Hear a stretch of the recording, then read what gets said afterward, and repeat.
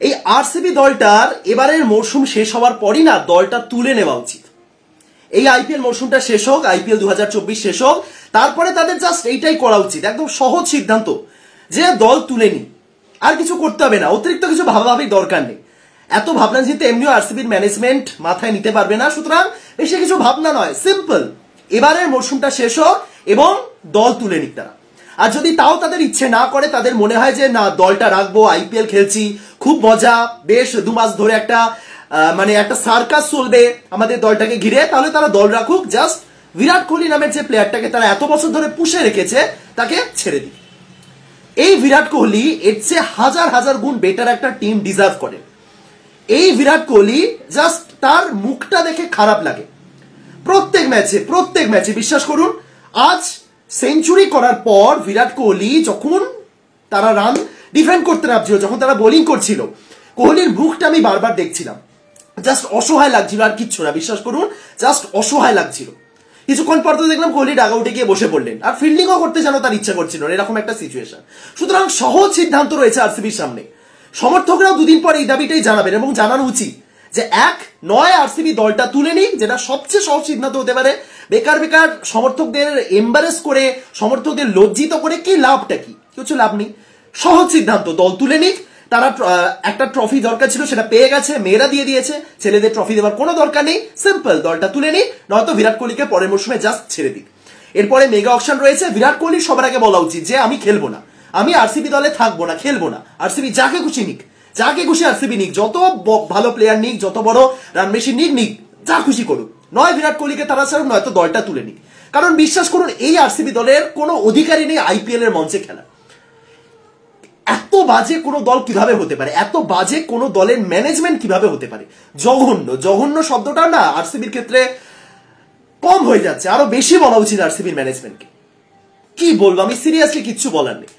একটা player century করলেন, আগের ম্যাচে হাফ সেঞ্চুরি করেছিলেন, তার আগের ম্যাচে হাফ সেঞ্চুরি, সে 7টা ইনিংসে যিনি 3টে সেঞ্চুরি করেছেন একটা দলের হয়ে, সেই প্লেয়ারটার যে একটু সম্মান দেওয়া, একটু মর্যাদা দেওয়া, সেই প্লেয়ারটার জন্য কিছু করা, কিচ্ছু না। মানে কি আমি কি বলবো, আর কিচ্ছু বলার নেই। এটা কি, এই যে আরসিবি কে ট্রোল করে হারসিবি বলা হয় না, 2 দিন পর দেখবেন আরসিবি সাপোর্টাররাই হারসিবি বলছেন, এবং বলা উচিত, এই দলটা সেটা ডিজার্ভ করে।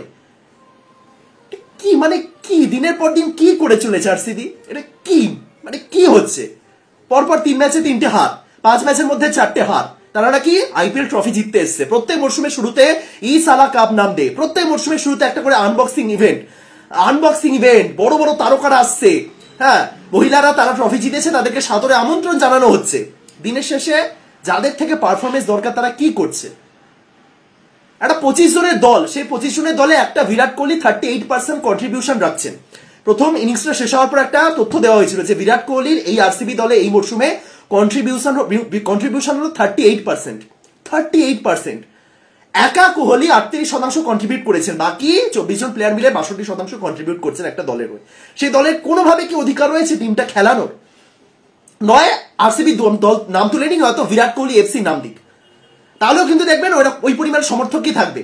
নয় বিরাট কোহলি এফসি নাম দিয়ে দিক, নয়তো দলটা তুলে নিক, নয়তো কোহলিকে দল থেকে বাদ দিক।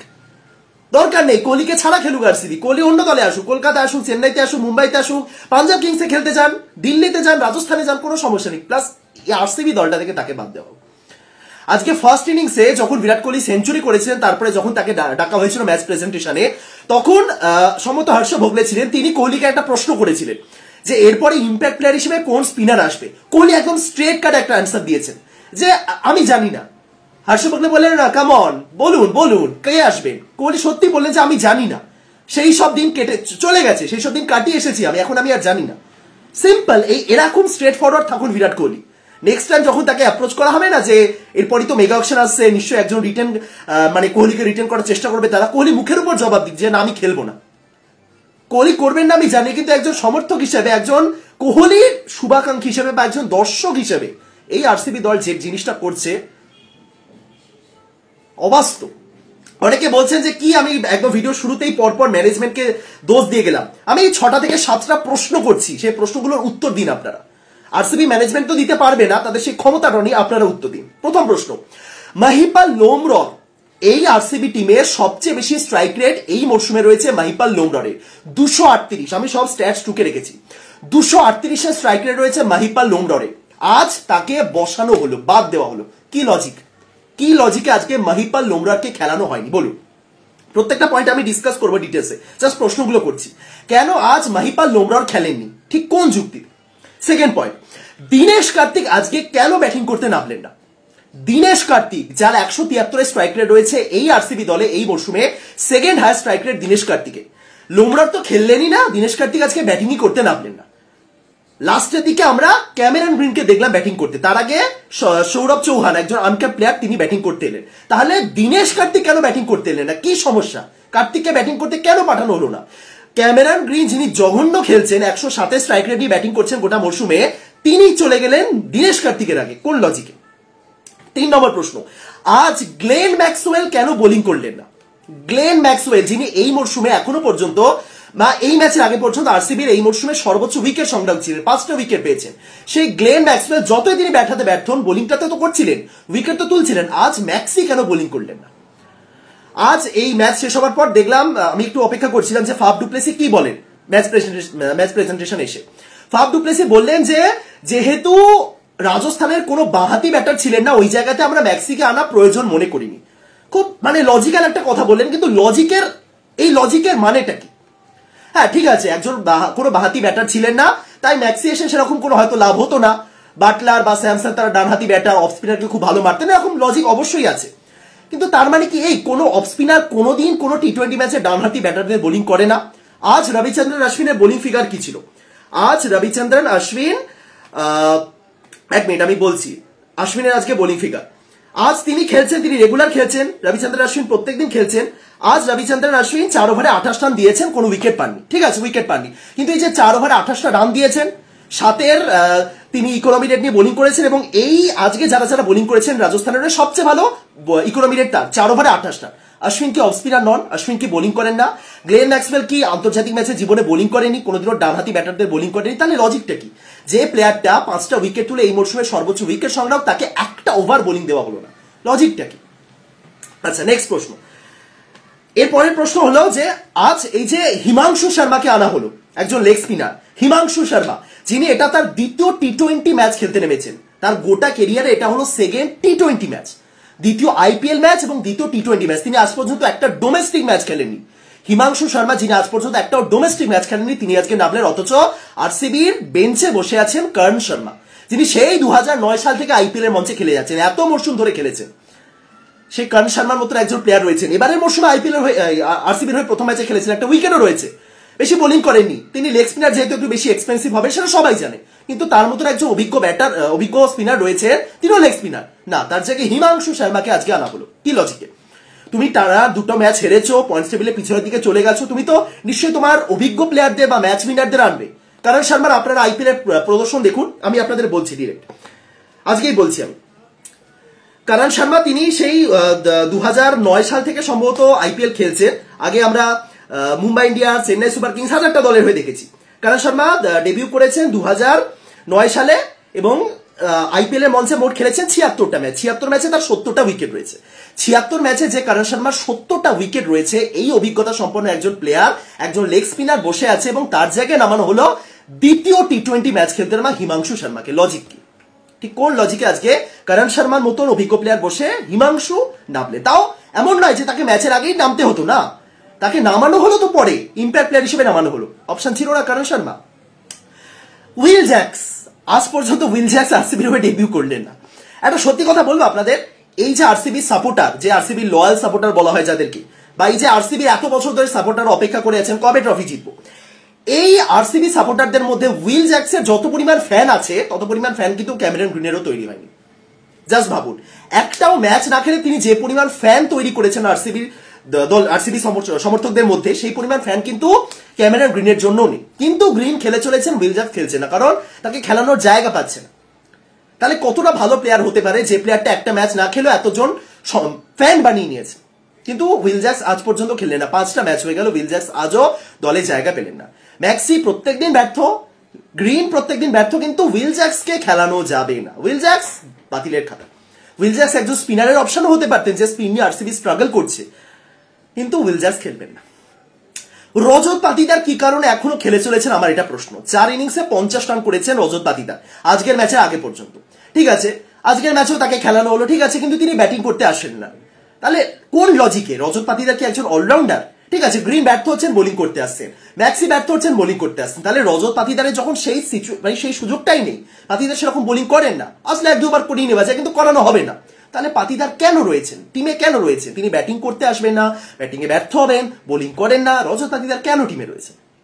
সপ্তম প্রশ্ন, বিজয় কুমার বিশাখ গত মরশুমে দারুণ বোলিং করেছিলেন। এই মরশুমে কলকাতার এগেনস্টে একটাই ম্যাচ খেলেছিলেন, সেই ম্যাচে তার বোলিং ফিগার ছিল 4-0-23-0। 6-এর কম ইকোনমি রেট নিয়ে তিনি 4টে ওভার শেষ করেছিলেন। বিজয় কুমার বিশাখ ভালো বোলিং করেছিলেন আগের মরশুমে। সেই বিজয় কুমার বিশাখ ওই একটা ম্যাচ খেলার পর বাদ পড়লেন, আর একটা ম্যাচে তিনি খেলবেন না। তার জায়গায় সিরাজ বা ইয়াজদালরা নিয়মিত খেলে যাচ্ছেন। ইয়াজদাল ভালো বোলিং করছেন কিছু ক্ষেত্রে, মানছি, ঠিক আছে, সিরাজকেও রাখা, অবশ্যই Siraj main bowler, main strike bowler রাখা যায়, কিন্তু বিজয় কুমার বিশাখের কি একটা জায়গা হবে না? একদমই নেই একটাও জায়গা। এই প্রশ্নগুলোর উত্তর নেই। এই প্রশ্নগুলোর উত্তর আরসিবি ম্যানেজমেন্টকে যদি জিজ্ঞাসা করা হয়, তারা কি অ্যান্সার দেবে? কি মানে কি হচ্ছে, আরসিবি ঠিক কি করতে চাইছে? এত কিছু আমি বলে গেলাম, আপনারা বলুন, উত্তর দিন, একটার উত্তর দিতে পারবেন? বলতে পারবেন কেন আজকে মাহিপাল লোমরারকে খেলানো হলো না, তার জায়গায় একজন ডেবিউটান সৌরভ চৌহানকে নামানো হলো? ঠিক আছে, খুব ভালো, সৌরভ চৌহান একজন 150 স্ট্রাইক রেট দিয়ে ব্যাটিং করছেন। সৌরভ মানে ব্যাটিং করেছেন ঘরোয়া টি20 ক্রিকেটে, তিনি 152 না কত 152 স্ট্রাইক রেট নিয়ে তিনি ব্যাটিং করেছেন। ঠিক আছে, আমি মানছি সৌরভ চৌহান ভালো প্লেয়ার। এবার তাকে নামানো হলো এমন একটা সিচুয়েশনে যখন ক্যামেরন গ্রিন বসে আছেন, যখন দীনেশ কার্তিক বসে আছেন। আচ্ছা, আমি কার্তিককে চাললাম, কার্তিক তো নামেনি একদম শেষে 2-3 ওভার খেলবেন বলে। তাহলে যখন তোমার কাছে ক্যামেরন গ্রিনের মতন একজন প্লেয়ার রয়েছে, তার আগে তুমি যখন সৌরভ চৌহানকে নামাচ্ছ, তাহলে নিশ্চয়ই এটা বলতে হবে যে গ্রিনের উপর তোমার ভরসা নেই। গ্রিন যে 10টা বল খেলে একটা 20 রানের ইনিংস খেলবে, সেই ভরসাটুকু তোমার নেই। ম্যানেজমেন্ট নিশ্চয়ই এটা বলবে তাহলে, রাইট? এবার তখন যদি সত্যিই সেটা নেই, তাহলে তুমি লাস্টে স্লগ ওভারে গ্রিনকে কেন নামালে? লাস্টে যখন 1-1.5 ওভার পড়ে আছে, তখন কেন গ্রিন নামলে? তখন দীনেশ কার্তিক কি দোষ করেছিলেন? তাহলে দীনেশ কার্তিক আজকে নামলেনই না। কোহলি সেঞ্চুরি পর দীনেশ কার্তিক দেখলাম হাততালি দিচ্ছেন, নিশ্চয়ই মনে মনে বলছিলেন যে আমি বসে আছি, আমি এখনো বসে আছি। অথচ ওইদিকে গ্রিন দেখো 6 বলে 5 রানে ইনিংস খেলে গেলে, 6 বলে 5 রান ক্যামেরন গ্রিন। লজিক নেই, বিশ্বাস করুন, সত্যি লজিক নেই। লাস্টে যখন 2.5 ওভার পড়ে আছে, আরামসে কার্তিককে পাঠানো যেত। কার্তিক ওই 2.5 ওভারেরই প্লেয়ার। বলা হয় যে কার্তিক এত ভালো ব্যাটিং করছেন, কেন আগে আনা হয় না? কার্তিক 2.5 ওভারের প্লেয়ার। মানে কিছু তো লজিক থাকবে। প্রথম প্রশ্ন হলো যে কেন সৌরভ চৌহানকে আগে নামানো হলো গ্রিনের? যদি তাই হয় ঠিক আছে, তাহলে লাস্টে আবার গ্রিনকে কেন নামানো হলো, যেখানে তিনি খেলতেই পারছেন না? গ্রিনের উপর প্রথমত ভরসা নেই, তাই আগে সৌরভ চৌহানকে নামানো হলো। কিন্তু তাহলে তারপরে গ্রিনকে কেন নামানো হলো কার্তিককে বসিয়ে রেখে? মানে কিছুই বলার নেই, কিছুই বলার নেই। এই টিমের আপাতত বেস্ট স্ট্রাইক রেট রয়েছে লোমরারের, তিনি নামলেন না। সেকেন্ড বেস্ট স্ট্রাইক রেট কার্তিকের, তিনি নামলেন না। অথচ নামলেন ক্যামেরন গ্রিন, যার এই মরশুমে আইপিএল এর স্ট্রাইক রেট 108, অ্যাভারেজ 17, বল হাতে 5 ম্যাচে 2টো উইকেট তুলেছেন। ঠিক কোন লেভেলের দুর্দান্ত প্রদর্শন করে তিনি এই টিমে টিকে আছেন? যখন টিম জেতে তখন এইসব পারফরমেন্স ইগনোর করা যায়, কিন্তু যখন টিমটা হারে এবং যখন এর চেয়ে বেটার কেউ টিমে উপস্থিত থাকে, ব্যাটিং এর দিক থেকে হোক, বোলিং এর দিক থেকে হোক, অলরাউন্ড পারফরমেন্সের দিক থেকে হোক, তখন কিন্তু প্রশ্নগুলো উঠবে যে ক্যামেরন গ্রিন কিভাবে এই টিমে টিকে আছে। এবং ধন্য আরসিবি ম্যানেজমেন্ট, জাস্ট ধন্য, কিচ্ছু বলার নেই, সিরিয়াসলি কিচ্ছু বলার নেই। সহজ একদম, আমি শুরুতেই বলেছি সহজ, দলটা তুলে নি, খেলতে হবে না। এরকম ভাবে দিনের পর দিন করলে কি হবে? কোহলি হয়তো আরসিবি ছেড়ে যাবেনও না, তার যাবার হয়তো পরিকল্পনাও নেই। বিরাট কোহলি হয়তো তার কেরিয়ারটা আরসিবিতেই শেষ করতে চান, বাট কোহলি যতদিন খেলবেন থাকুক, কোহলি অবসর নেওয়ার পর আরসিবি জাস্ট নামটা তুলে নি। এইরকম পারফরমেন্স দিয়ে কি হচ্ছে, মানে সিরিয়াসলি কি বলবো, কিচ্ছু বলার নেই। ভাগ্যিস আমি আরসিবির সাপোর্টার নই। রোজ আমি এই জিনিসটাই ভেবে একটু খুশি করি নিজেকে আরসিবি ম্যাচের পর, যে ভাগ্যিস আমি আরসিবির সাপোর্টার নই। আরসিবি সাপোর্টার হলে যে পরিমাণ ফ্রাস্ট্রেশন হতো না জীবনে। বিরাট কোহলি 72 বলে 113 রান, বিরাট কোহলি 113 রানে ইনিংস খেললেন, আরসিবি করলো 183। একা কোহলি 113 আর বাকি সবাই মিলে করলেন 53, 54, 59। একা কোহলি 113 এবং বাকি সবাই মিলে করলেন 59। তাও একদল সাপোর্টার যারা মেবি আরসিবির হেটার্স, বা যারা কোহলিকে পছন্দ করেন না, বা যাদের মানে কাজই হলো ট্রোল করা। তারা বলবেন যে কোহলির জন্যই আরসিবি হেরেছে, কোহলির স্লো ইনিংস। হ্যাঁ, কোহলি আজকে আইপিএল এর সবচেয়ে স্লোয়েস্ট সেঞ্চুরি করেছেন, আমি মানছি, অবশ্যই করেছেন। কিন্তু বিশ্বাস করুন, এই যে কোহলি 113 করলেন, আর যদি কোহলি 13 রানের মাথায় আউট হতেন, এই যে আরসিবি 183 করেছে না, 150 অব্দিও তারা পৌঁছাতে পারতো না। কারণ সেই মেন্টালিটি নেই কোনো প্লেয়ারের যে ঠিক আছে আজকে আমি একটু দায়িত্ব নিয়ে খেলি, কেউ পারবেন না। আগের দিন কোহলি কত করেছিলেন? আগের দিন কোহলি করলেন 16 বলে 22। টিম কোথায় গিয়ে থেমেছিল? 153 অল আউট। এই হয়, এটাই আরসিবির হয়ে এসেছে, এবং যে কারণে কোহলি আজকে খেললেন। কোহলি আজকে 16 বলে 22 রানের ইনিংস খেললেন। আগের দিন 16 বলে 22 রানের ইনিংস খেলেছিলেন, টিমে আর কেউ টিকতে পারলো না, তারা 153 অল আউট হয়ে গেল। তারা পারলোই না। কোহলি জানেন যে তিনি যদি আবারও একটা রকম তাড়াতাড়ি আউট হয়ে যান বড় শট খেলতে গিয়ে, টিম সেম জায়গায় দাঁড়াবে। 183 তো খুব বড় রান তুলেছে তারা, অনেক রান তুলেছে। 183 কোহলির ইনিংসটা না থাকলে 170 কি 150 উঠতো না, এরকমই দল আরসিবি। প্রত্যেক দিন 3 জন করে ব্যাটার সিঙ্গেল ডিজিট আউট হচ্ছেন। প্রত্যেক দিন আপনি দেখুন, শেষ 3টে ম্যাচ ধরে প্রত্যেক দিন 3 জন করে ব্যাটার সিঙ্গেল ডিজিটে আউট হচ্ছেন। ব্যাটার, আমি বোলারদের কথা বলছি না, ব্যাটার। কোনোদিন ম্যাক্সি আউট, কোনোদিন গ্রিন আউট, কোনোদিন রজত পাতিদার আউট, প্রত্যেক দিন সেম জিনিস। অথচ বিরাট কোহলি 21, 77, 83, 22, 113 প্রত্যেকদিন অন্তত পক্ষে 20টা করে রান করেছেন বিরাট কোহলি। আর কত করবে একটা প্লেয়ার, আর কত করবে একটা টিমের হয়ে? সিম্পল, কোহলি ব্যাটিং করুন এবং তারপরে কোহলি বসে যান, ওটাই উচিত কোহলির করা। কি হবে এত এফোর্ট দিয়ে একটা টিমের জন্য? কিচ্ছু বলার নেই সিরিয়াসলি। কোহলির ইনিংসে তাও আমি একটু বলি, কি বলবো আর, যারা বলার তারা ঠিকই বলবেন। দেখুন, এই যে কোহলি 72 বলে 113 করেছেন, কোহলি আজকে প্রথম ইনিংসটা খেলার পর প্রেজেন্টেশন এসে একটা কথা বললেন যে স্পিনারদের খেলা একটু প্রবলেম হচ্ছিল, স্পিনারদের সামনে একটু স্লো হয়ে যেতে হলো ইচ্ছে করেই, কারণ স্পিনারদের খেলতে সমস্যা হচ্ছিল। এবার সেই জায়গাতে দাঁড়িয়ে আপনি আরসিবির স্পিনারদের দেখুন। রাজস্থানের যে দুজন স্পিনার, ইউজবেন্দ্র চাহাল, রবিচন্দ্রন অশ্বিন, দুজন ইন্টারন্যাশনাল স্পিনার, সেখানে আরসিবি স্পিনার কারা? দ্বিতীয় ম্যাচ খেলতে নামা হিমাংশু শর্মা এবং আনক্যাপড মায়াঙ্ক ডাগার, দুজন ইন্টারন্যাশনাল স্পিনারের সামনে দুজন আনক্যাপড স্পিনার নিয়ে নেমেছে আরসিবি। তাও তাদের কাছে একটা ইন্টারন্যাশনাল স্পিনার ছিল, ম্যাক্সি, কিন্তু না, কোনো বাঁহাতি ব্যাটার আসেনি বলে ম্যাক্সিকে বোলিং করানোই গেল না। লজিক দেখতে হয়, যারা রয়েছেন তারা বড় বড় প্লেয়ার, ফাফ ডুপ্লেসি বড় ক্যাপ্টেন, আরসিবি ম্যানেজমেন্টও যারা রয়েছে অবশ্যই বড় বড় নাম। হ্যাঁ, অবশ্যই আরসিবির ম্যানেজমেন্টে এমন তো নয় যে একদম পাড়ার ক্রিকেটে খেলতে খেলতে চলে গেছে আরসিবি টিমে, না, প্রত্যেকেরই ক্রিকেট সম্পর্কে প্রচুর নলেজ রয়েছে। কিন্তু একটা সাধারণ আরসিবির সাপোর্টার যারা এই ফোনে ক্রিকেট দেখছে, যারা পার ডে 1 GB করে রিচার্জ করছে, তারাও বুঝতে পারছে যে আরসিবির সমস্যাটা কি। সেই জায়গাতে ম্যানেজমেন্ট বুঝতে পারছে না সমস্যাটা এই জায়গাতে, যে এত কোটি টাকার ম্যানেজমেন্ট, যারা এত কোটি কোটি টাকা খরচা করে প্লেয়ারদের কিনেছে, তারা বুঝতে পারছে না যে টিমের সমস্যাটা কি, কোন জায়গাতে সমাধান আছে।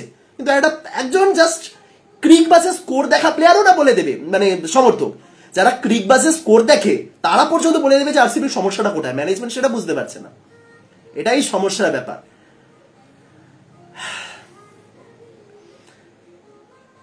কোহলি এই নিয়ে দুদিন অপরাজিত থাকলে 59 বলে 83, 72 বলে 113। এই যে কোহলি 59টা বল খেলছেন, 72টা বল খেলছেন ওপেনিং করতে এসে, এই যে এতগুলো বল খেলছেন, কেন খেলছেন? কারণ কোহলিও জানেন যে এই টিমে ম্যাক্সি রোজ 10টা বল খেলার আগে আউট হচ্ছেন, গ্রিন রোজ ব্যর্থ, রজত পাতিদারও জাস্ট আছেন বা নেই, কোনোদিন অনুজরাবাদ একেবারে ফ্লপ চলে আছেন, কোনোদিন ম্যাক্সি ফাফ ডুপ্লেসি খেলতে পারছেন না। কারণ কোহলিকে খেলতেই হবে। কোহলি যদি পরের ম্যাচে 80টা বলও খেলেন, তাও আমি বলবো ঠিক আছে, কারণ এই আরসিবি দলে আর কেউ নেই যে ইনিংসটাকে এত দূর নিয়ে যাবে। আজ যদি বিরাট কোহলিকে ছাড়া আরসিবি ব্যাটিং করতে আসে, কতটা খারাপ সিচুয়েশন হবে আরসিবির জন্য, জাস্ট বলে বোঝানোর কিছু নেই। প্রথম দিন চেন্নাইয়ের বিপক্ষে কোহলি 20 বলে 21 করে আউট হয়েছিলেন, দেখেছেন নিশ্চয়ই, এবং তারপরে কি হলো? 78-এ 5। তাহলে কোন ভরসায় কোহলি কম রানের মধ্যে আউট হবেন? কোন ভরসায় কোহলি তার ইনিংসটাকে ডিপে নিয়ে যাবেন না, আপনি বলুন। কোহলি প্রথম দিন 20 বলে 21 করে আউট হয়েছিলেন, টিম 78-এ 5 হয়ে গেল। শেষে গিয়ে অনুজ রাবাত এবং দীনেশ কার্তিক খুব ভাগ্য ভালো, তারা ইনিংসের হালটা ধরেছিল। আগের দিন কোহলি 16 বলে 22 করে আউট হয়ে গেল, টিম 153 অল আউট, ব্যাস। তাহলে এই সিচুয়েশন দাঁড়াচ্ছে, কোহলি যদি অন্তত পক্ষে 40, 45 বা 50টা বল না খেলেন, তাহলে সিচুয়েশন এটাই দাঁড়াচ্ছে, টিমের একটা প্লেয়ারেরও ক্ষমতা নিয়ে একটু ধৈর্য ধরে খেলা, অথচ এরা বিশ্ব চ্যাম্পিয়ন। গ্লেন ম্যাক্সওয়েলকে নিয়ে আমি আজ থেকে 2-3 মাস আগে যে পরিমাণ প্রশংসা করেছি আমার এখনো মনে আছে। সে আফগানিস্তানের বিপক্ষে ম্যাচটা বলুন বা ভারতের বিপক্ষে সেঞ্চুরি বলুন, ইন্টারন্যাশনাল ম্যাচে ম্যাক্সওয়েল বিস্ট। সেখানে এই পারফরমেন্স যদি করেন তাহলে তো কি বলবো। গ্লেন ম্যাক্সওয়েল তিনি 4 ইনিংসে করেছেন 5 ইনিংসে করেছেন 32 রান, 5 ইনিংসে 32। এবার ম্যাক্সির মতন প্লেয়ারের থেকে ইচ্ছে অনেক বেটার পারফরমেন্স দরকার। গ্রিন করেছেন 5 ইনিংসে 68, পাতিদার করেছেন 4 ইনিংসে 50। এবার তাহলে 68, 50, 32 এই মিডিল অর্ডার ব্যাটার, এদেরকে নিয়ে বিরাট কোহলি 300+ রান নিয়ে ব্যাটিং করছেন। জাস্ট ভাবুন, সিচুয়েশনটা ভাবুন। বোলিং আমি ছেড়েই দিলাম, বোলিং নিয়ে একটা কথা খরচ করা উচিত নয়, জাস্ট ব্যাটিংটা দেখুন। এবারে আরসিবির সবচেয়ে বাজে জিনিস ছিল তাদের অকশন, সবচেয়ে বাজে জিনিস। কমেন্টেটরটা পর্যন্ত হিন্দি কমেন্ট্রি শুনুন, বাংলা কমেন্ট্রি শুনুন, বাংলা ছাড়ুন, বাংলা কে কি বলে ভগবান জানে, ইংলিশ কমেন্ট্রি শুনুন, সবারই একটাই প্রশ্ন যে আরসিবি কি করেছে অকশনের টেবিল। তারা ওয়ানিন্দু হাসালাঙ্কাকে ছেড়ে দিয়েছে, তারা চাহালকে আগেই ছেড়ে দিয়েছিল, তারা তাদের এই ছোট মাঠে একটা ভালো স্পিনার রাখেনি। হ্যাঁ রেখেছিল, তারা করণ শর্মাকে রেখেছিল, কিন্তু একটা ম্যাচ খেলার পরই তিনি বাদ পড়েছেন, তাকে খেলানোই হচ্ছে না। তারা একজন দুটো ম্যাচ খেলা অনামি স্পিনারকে আনছে, তারা আরো একজন আনকেয়ার স্পিনারকে আনছে, তারা ম্যাক্সিকে বোলিং দিচ্ছে না। প্ল্যানটা কি? তারা আলজারি জোসেফকে কিনেছিল 10 কোটির বেশি দিয়ে, তারা ইয়াস দয়ালকে কিনেছিল, তারা লকি ফার্গুসনকে কিনেছে, তারা টপলিকে কিনেছে, তিনজন বিদেশি পেসার পড়ে আছে। তারা উইল জ্যাক্সকে কিনে খেলানোর জায়গা পাচ্ছে না, তারা ক্যামেরন গ্রিনকে কিনেছে, ট্রেড করেছে এত টাকা দিয়ে, অথচ সেই গ্রিন পারফর্ম করতে পারছে না। সমস্যাটা কি? আরসিবি টিমে হয়েছে নাকি? আরসিবি টিমে তো মানে বাইরে থেকে তো দেখে কোনো ঝামেলা আছে বলে মনে হয় না। মুম্বাই টিমটা দেখুন কত ঝামেলা টিমে। শোনা যাচ্ছে টিমের ভিতর লবি তৈরি হয়েছে, শোনা যাচ্ছে রোহিত নাকি আর খেলবেন না পরের মরশুমে, শোনা যাচ্ছে বুমরা বা সূর্য তারা সবাই নাকি বেরিয়ে যাবেন পরের মেগা অকশনে, শোনা যাচ্ছে। আরসিবি মুম্বাই টিমে প্রচুর ঝামেলা, কিন্তু মুম্বাই টিমের ম্যানেজমেন্টকে কি, হ্যাঁ টিম ম্যানেজমেন্টকে আসল দায়ীটা করতে হয় শুধুমাত্র ওই হার্দিকের জন্য। হার্দিক রোহিতের যে সিচুয়েশনে বর্তমানে তৈরি হয়েছে তার জন্যই মুম্বাই ম্যানেজমেন্টকে দায়ী করতে হয়, কিন্তু বাকি কোনো দিক থেকে মুম্বাই ম্যানেজমেন্টকে কেউ কি ক্লাউন ম্যানেজমেন্ট বলতে পারবেন? ওই জিনিসটা বাদ দিন, আচ্ছা বাদ দিন, আগের মরশুম পর্যন্ত কেউ কি কোনোদিনও মুম্বাইয়ের ম্যানেজমেন্টকে ক্লাউন ম্যানেজমেন্ট বলতে পারবেন? যতই বলা হোক যে মুকেশ আম্বানির প্রচুর টাকা, তার আম্পায়ারকে টাকা দেয়, সবকিছু মেনে নিলাম, কিন্তু ম্যানেজমেন্টকে কেউ কোনোদিনও ক্লাউন বলতে পারবে? আরসিবির এই ম্যানেজমেন্টকে দেখে ক্লাউন শব্দটাই আসে। আরসিবির সাপোর্টাররা বলছেন যে ক্লাউন ম্যানেজমেন্ট। কিচ্ছু বলার নেই, সিরিয়াস। দল তুলে নিক তারা, পাতি ভাষায় দল তুলে নিক। মরশুমের মাঝে তো দল তুলে নেওয়া যায় না, দল তুলে নিক, তখন বুঝবে তারা যে ঠিক। কিছু বলার নেই আমার, সিরিয়াসলি। জস বাটলার সেঞ্চুরি করলেন, দারুণ ব্যাটিং করেছেন। তাও আপনি ভাবুন, যখন আপনার বিপক্ষ দলের বোলিং করতে এসে যদি 0 রানের মাথায় একটা উইকেট তুলে নিতে পারেন আপনি, যখন আপনার টপলি আপনার স্ট্রাইক বোলার প্রথম ওভারই উইকেট তোলে, 184 টার্গেট, প্রথম ওভারই উইকেট আসে, তাও জয়সওয়ালের মতন একজন ব্যাটারের, সেই জায়গা থেকে আপনি ম্যাচটা ধরে নিতে পারতেন না?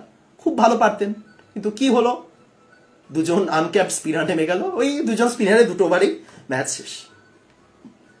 বাটলার দারুণ খেলেছেন, দারুণ সেঞ্চুরি করেছেন। 6 বলে 1 রান দরকার ছিল, এবং তার সেঞ্চুরির জন্য 6 দরকার ছিল, ছক্কা মেরে ম্যাচ জেতালেন। ভালো খেলেছেন, সঞ্জু স্যামসন ভালো খেলেছেন, কিছু বলার নেই, সিরিয়াসলি কিছু বলার নেই। আরসিবি দিনের পর দিন, আরসিবির প্রত্যেক মরশুমে কয়েকটা বাধা ধরা কাজ থাকে। প্রথম কাজ যে এটা জার্সিতে কিছু ডিজাইন চেঞ্জ করা, লোগো চেঞ্জ করা, নাম চেঞ্জ করা, প্রত্যেক মরশুমে আমরা দেখি প্রায়। দ্বিতীয় কাজ মরশুম শুরুর আগে একটা আনবক্সিং ইভেন্ট করা, রাইট? এবং তৃতীয় কাজ টুর্নামেন্টে খুব বাজেভাবে একদম ছড়িয়ে আসা। এত বছর হয়ে গেছে, 8, 9, 2009-তে তারা ফাইনালে পৌঁছেছিল, পরাজয়। 10, 11 আবারও ফাইনালে পৌঁছেছিল, পরাজয়। 12, 13, 14, 15, 16, 16তে তো কোহলি পরাজয় ফাইনালে। 17, 18, 19, 20, 21, 22, 23, 24, যেভাবে চলছে আরসিবি 10 নম্বরে শেষ করেই দিতে পারে, কোনো ব্যাপার না, যেভাবে খেলছে তারা। কি ভাগ্যক্রমে যে এই বিরাট কোহলিকে আরসিবি অকশনে কিনেছিল। দিল্লির ছেলে, দিল্লির হয়ে খেলতে পারতেন। প্রথম মরশুমে তো ম্যাক্সিমামই নিজের রাজ্যের হয়ে খেলেছিলেন, মানে প্রচুর প্লেয়ার। খুব ভালো হতো যদি কোহলি আরসিবি ছাড়া অন্য কোনো দলে ঢুকে যেতে। আজ যদি দিল্লি বা পাঞ্জাব, এই দুটো দলও তো এত বছর ধরে ট্রফিলেস, এই দুটো দলে সেরকম কোনো সাপোর্টার নেই, কারণ কোনো বড় কোনো প্লেয়ার খেলেন না। কিন্তু বিশ্বাস করুন, দিল্লি বা পাঞ্জাব তারাও খারাপ প্রদর্শন করছে। আর যদি আরসিবি দিল্লি বা পাঞ্জাবে থাকতেন, হয়তো তাদেরকে নিয়েও ট্রোল হতো, কিন্তু তাদের ম্যানেজমেন্ট এরকম ক্লাউন ম্যানেজমেন্ট নয়, যেটা আরসিবিকে দেখে মনে হচ্ছে। কোনো দলের সম্পর্কে বলা উচিত নয়, যখন সেই দলে আমি সাপোর্টার নেই। অনেকেই ভাববেন যে আমি আরসিবির হেটার। বিশ্বাস করুন, আমি আরসিবির হেটার একদমই নই। আমি চাই আরসিবি ভালো খেলুক। দুদিন আগে যখন আরসিবি WPL জিতেছিল তখন সেই ভিডিওটা আপনারা দেখুন, বুঝতে পারবেন যে আমি কতটা খুশি হয়েছিলাম যে এই দলটা WPL জিতেছে। এটা একটা বিশাল বড় ব্যাপার। ছেলেরা পারেনি বাট মেয়েরা পেরেছে। আমি আরসিবির হেটার নই, কোনোদিনও নই, আমি কোনো দলেরই হেটার্স নই, কিন্তু যখন একটা দল এত বাজে খেলে, বাজে শব্দটা কম হয়ে যাচ্ছে, এত জঘন্য খেলে, তখন ভিডিওটা এখানে শেষ করছি। আশা করি সবাই ভালো আছেন, ভালো থাকুন, সুস্থ থাকুন। আরসিবি সাপোর্টার হলে আপনার ভালো থাকার কোনো চান্সই নেই, এটাই হলো ব্যাপার। কোহলি মারাত্মক ফর্মে আছেন, আরসিবি ঠিক ততটাই বাজে ফর্মে রয়েছে। ভিডিওটা শেষ করছি, দেখা হচ্ছে পরের ভিডিওতে। তো সবাইকে টাটা।